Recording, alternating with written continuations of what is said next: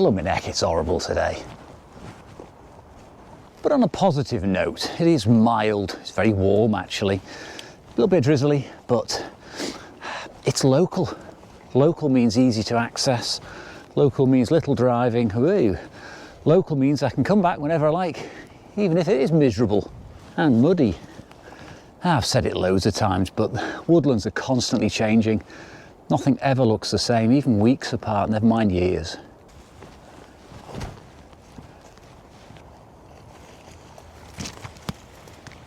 Well, I do love these wetlands in the forest here with the broken down old trees. And if I can't do something with this, I think it's about time I found myself a new pastime. Well, I'm ashamed to say I can't do anything with this, and it was evident immediately when I broke out my preview device. You see, the problem is this bright sky. Now, shot with a standard lens, you get a lot of bright sky and a bit of bright foreground. Even cropped in, as I'll show you with the preview device, you get a little bit of sky in there, and I really just want to isolate all these beautiful trunks and mosses, so I'd need a really long lens, and the Bronica hasn't got one.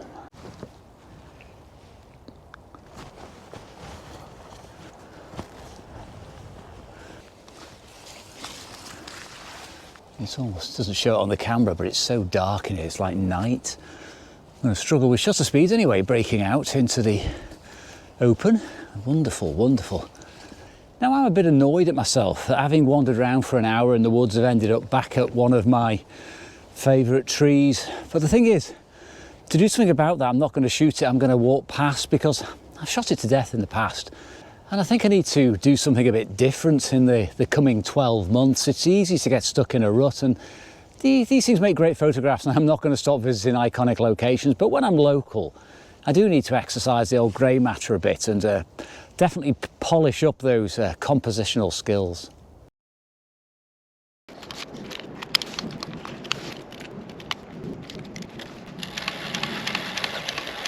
Right, composition time. I have these 3 trees here. I have some backdrop of other trees, and this branch arching over, which I'm going to include the foliage of, falling down to bring a sort of natural vignette on the frame, and just possibly include the branch, but I don't really like it. A little bit of brightness here, a little bit of brightness here, and a nice light fernage in the front to give you that square crop, so yeah. And it's blowing the branches around a little bit. I don't mind that occasionally, but I would like at least one which is stable, so wind be gone. Which means waiting, obviously, so I'll probably speed this bit up.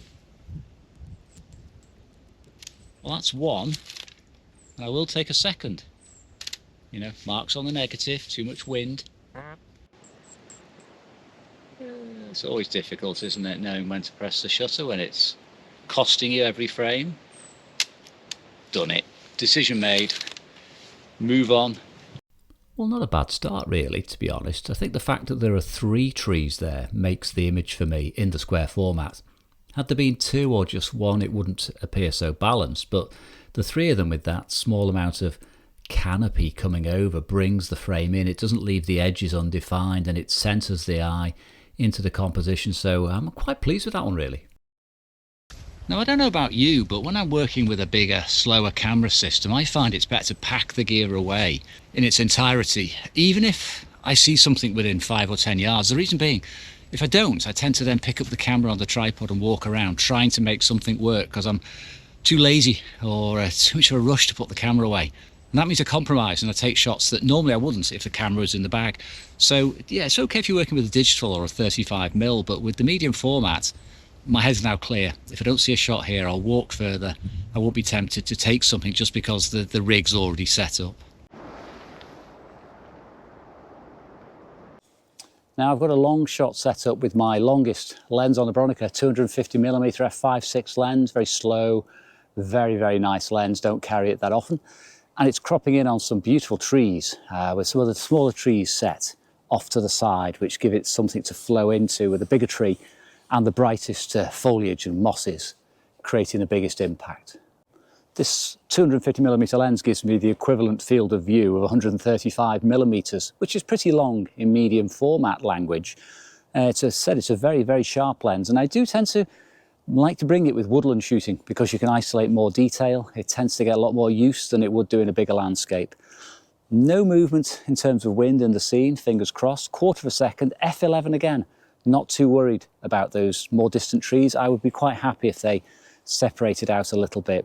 That said, I do think I'll take one shot at f/22, just in case I prefer a touch more sharpness in the background.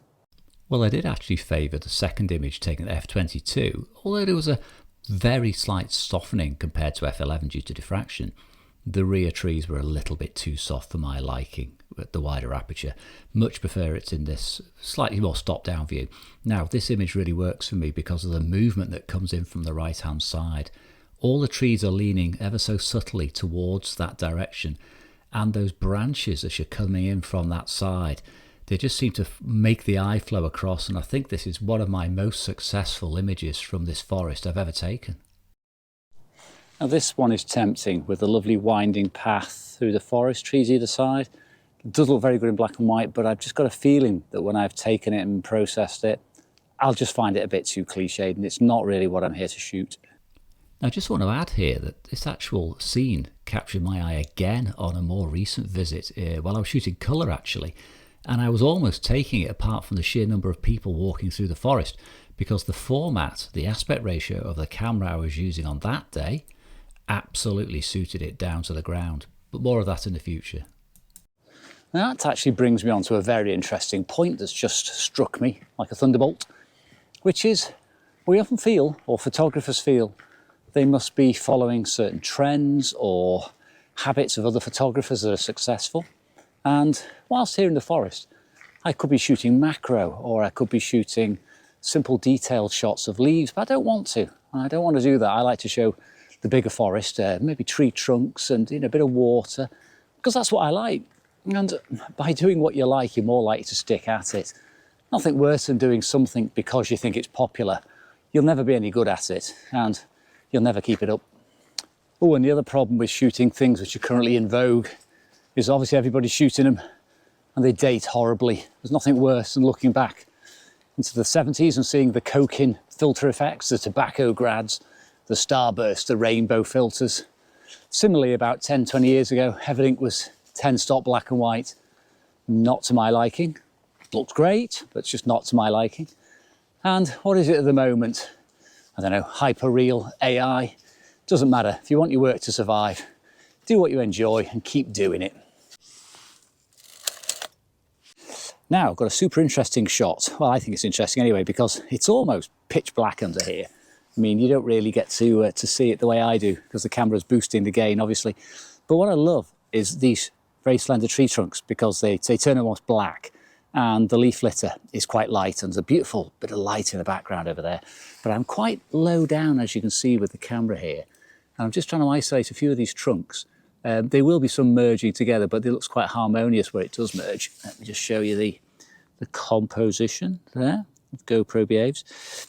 But what I've got to do is get enough exposure without overexposing, and I don't want too much detail in these trunks here. So what I am doing is I am taking a meter reading from this area here, which is a slightly lighter bark. I don't want that pitch black. That's going to be sort of probably a zone 2, maybe drop into 1, just a tiny bit of texture.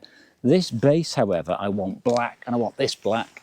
A little bit of colour on here, a little bit of tone on here, a bit of grey, but the rest of it, these need to go to black. So I have to give sufficient exposure to retain some detail in there to be able to play it down later, but I don't want to do 2-3 minutes exposure just for the sake of it, because there are some bright highlights in the background and they will blow out. I do want to retain detail in those as well without having to struggle with the scanning phase. So what I've done is I've metered the exposure based on those shadow areas I showed you, and I'm using an app called the Reciprocity Timer, and I don't know if you can see it very well on here, but I have basically punched in Ilford Delta 400 at 8 seconds, and it reckons it's going to be 18 seconds with the reciprocity failure in there. Now, I've got 16 seconds as my maximum timed exposure on the Bronica. Taken one at 16 seconds f/22. I'm now going to do one at 30 seconds or 32 seconds because I want to have the option of pulling out some of that shadow detail if I think the shot needs it. So I'll flip it onto bulb mode and do it with a cable release.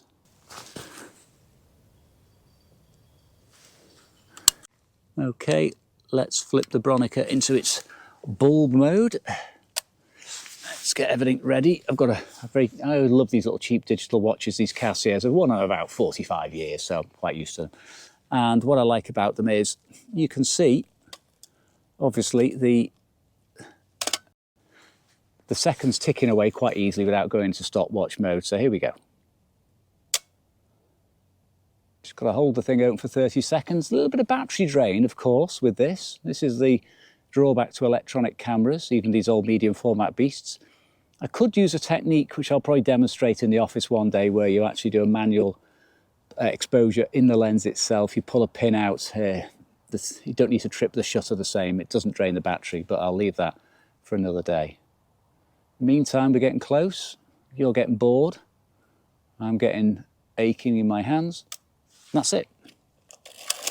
Done. 2 exposures. Well, this one actually turned out to be the weakest of the outing. I didn't really like the composition with the 2 trees in the middle, which are just touching. The flow is left to right, which is fair enough, but by making the tree trunks too dark, I found the image lost all impact, so I ended up lightening it somewhat.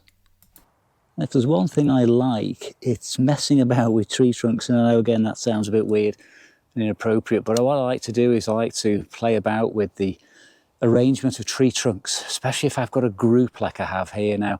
I have spent about half an hour messing about with this composition, which means it probably isn't great, because if it's strong, it will leap out at me straight away.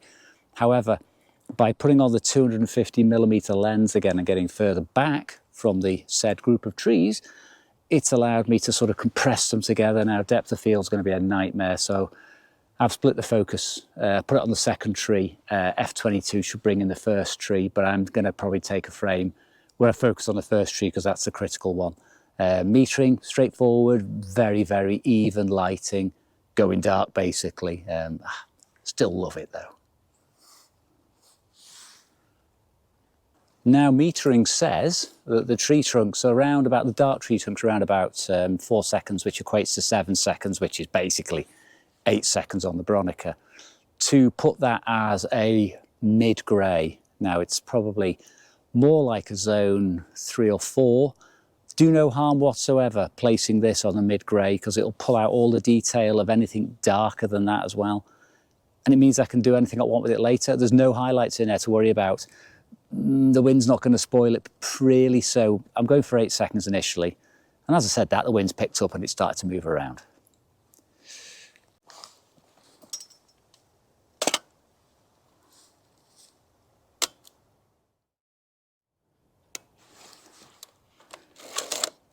Well, this is actually better than I expected. I do like the arrangement of the tree trunks. I like the fact you've got a very strong one in the foreground on the right, and it's balanced by that one over on the left, with the centre ones almost like peeking through, and the lightness of the ground in the mid-ground that sort of draws your eye through.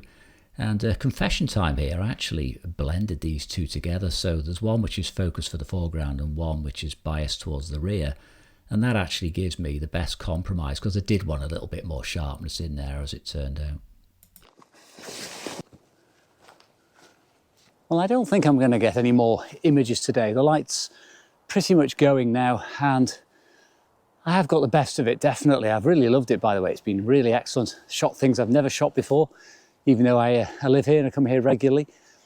Couple of frames left in the camera, just in case I see something on the way back, but yeah, that's been a fantastic day out, and thank you very much for coming along as ever, and I'll see you again soon.